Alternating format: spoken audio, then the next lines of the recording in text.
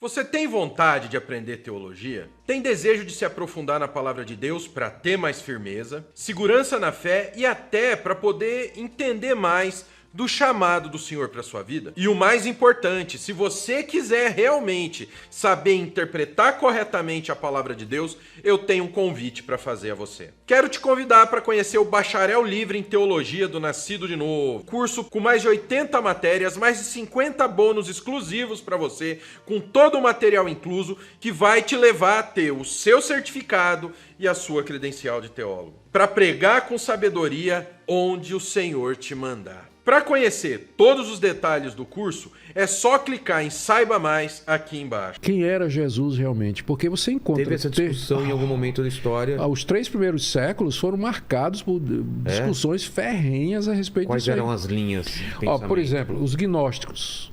Os gnósticos chegaram, que é uma das primeiras seitas do cristianismo. Eles chegaram assim e disseram: Jesus não tinha um corpo real, ele não era humano. Ele era porque é Deus? Como é que um fantasma, um holograma. Materializava e sumia. Era um holograma. Você podia meter a mão e atravessava. Então, foi rejeitado. Você tinha os nestorianos, que eles diziam que havia 2 pessoas. Havia o Jesus humano e o Cristo divino. Em uma pessoa só? Eram 2 pessoas ali dentro, né? Eram 2 pessoas. Você tinha gente que enfatizava a natureza humana em detrimento da natureza divina. E você tinha gente que exaltava a natureza humana em detrimento da natureza divina, embora esse grupo era menor, isso é mais para cá, com o correr da história da igreja. Mais recente. Mais recente. E a conclusão a que se chegou depois de séculos de debate a respeito da pessoa de Cristo, e que isso está muito bem expresso no Credo Niceno, é que ele é uma pessoa, não são 2, e aí rejeitou-se na história. Ele é um indivíduo, só que esse indivíduo ele tem 2 naturezas, a natureza divina e a natureza humana. As 2 naturezas não se misturam, elas não se confundem, e elas não se separam. E tem coisas que na Bíblia é atribuída a uma e é atribuída a outra na mesma pessoa. Então Jesus pode genuinamente, dessa perspectiva, ele está lá no meio da multidão e chega uma mulher e toca nele e fica curada na hora. Aí Jesus se volta e diz: quem me tocou? Então, a natureza não é? De Deus curou aquela mulher sem que a natureza humana dele tivesse... Eu sei o que você vai dizer, sem que a natureza humana soubesse. Não, porque elas são inseparáveis. Lembra que eu disse? Elas são inseparáveis. Então, mas como ele diz quem me tocou? Pois é, porque ele é verdadeiramente homem. Ele não tem onisciência. Ele tem sentido. Porque ele é verdadeiramente Deus. Aí eu já não entendi. Pois é, meu filho. Aí eu me perdi. Você lembra do mistério que a gente estava conversando aqui, da soberania de Deus? Sim. Então, tem algumas coisas... Só nesse caso. Tocou e foi curado. Foi curado. Isso. E ele disse: quem me tocou? Isso. Ele curou porque ele é Deus. Isso. E ao mesmo tempo, ele se surpreende com isso? Nossa! Vai entender. Quer ver outra? Mais adiante, quando ele prega um sermão para os discípulos dele, que é chamado Sermão do Monte das Oliveiras, ou Sermão Escatológico, que é o nome mais conhecido, em que ele narra, ele diz o que é que vai acontecer, inclusive com uma precisão extraordinária. O que é que vai acontecer com a humanidade antes dele voltar. Capítulo 13 do livro de Marcos, Evangelho de Marcos. Aí ele diz que ele termina dizendo que ele vai voltar. E ele diz: sobre aquele dia e hora em que eu vou voltar, eu não sei quando eu vou voltar. Só quem sabe é o Pai e os anjos, mas eu não sei. Então ele disse ali para os discípulos que ele não sabia.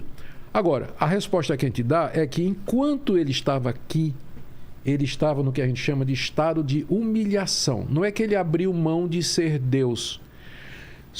É que ele, ao adquirir uma natureza humana, trouxe com ela as suas limitações.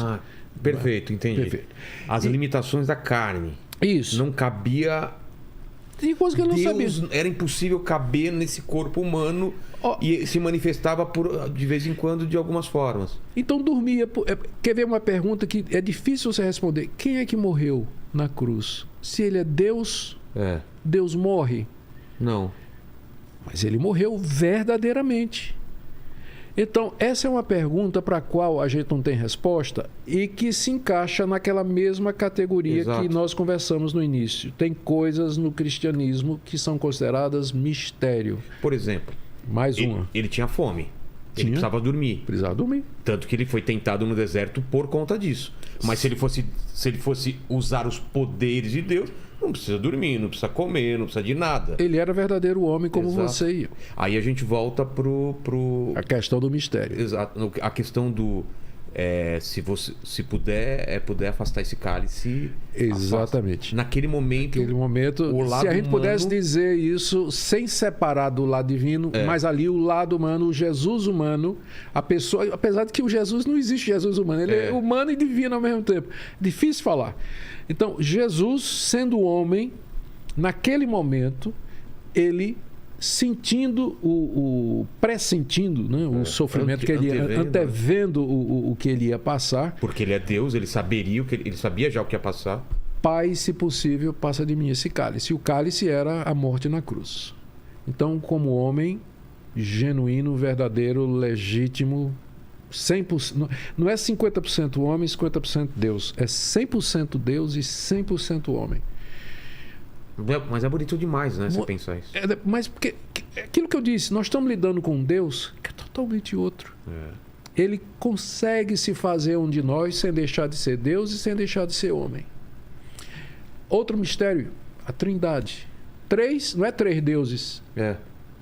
Então, tem algumas coisas no cristianismo que os cristãos históricos, eles preferem dizer, eu não sei. A Trindade é bíblica ou é uma coisa que veio depois? Não. Depende do que você quer dizer com bíblicas. Está na Bíblia? Não. Tem alguma coisa que justifique isso? Tem, aí sim. Ah, é? Tem, claro.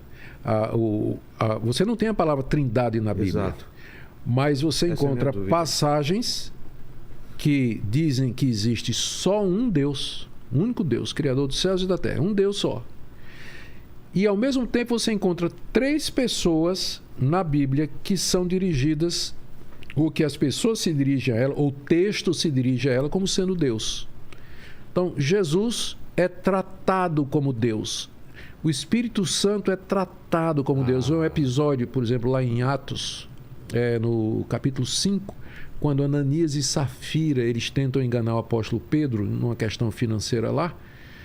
O Pedro, por inspiração, revelação de Deus, descobre a trama e diz, por que vocês estão mentindo ao Espírito Santo?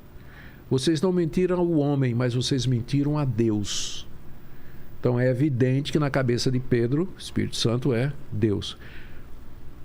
Mais conhecido, Jesus disse, vão por todo mundo, batizem as pessoas que creem em mim em nome do Pai, do Filho, do Espírito Santo. Então, seria, no mínimo, blasfêmia você colocar o Espírito Santo e o Filho ao lado de Deus, se eles não fossem da mesma categoria, né? Da mesma natureza. Entendi. Várias outras passagens, 1 Coríntios capítulo 12, quando Paulo fala lá dos dons espirituais, ele fala do Cristo que é o Senhor, fala de Deus o Pai, fala do Espírito Santo. No início da carta aos Efésios, capítulo 1, o que é que Deus fez? Deus planejou tudo, depois ele fala do Filho que executou tudo e depois do Espírito Santo que aplica tudo. É muito bonito, tem muitas passagens que a gente chama trinitárias. Agora, o nome Trindade, ele foi elaborado posteriormente. Entendi. Posteriormente.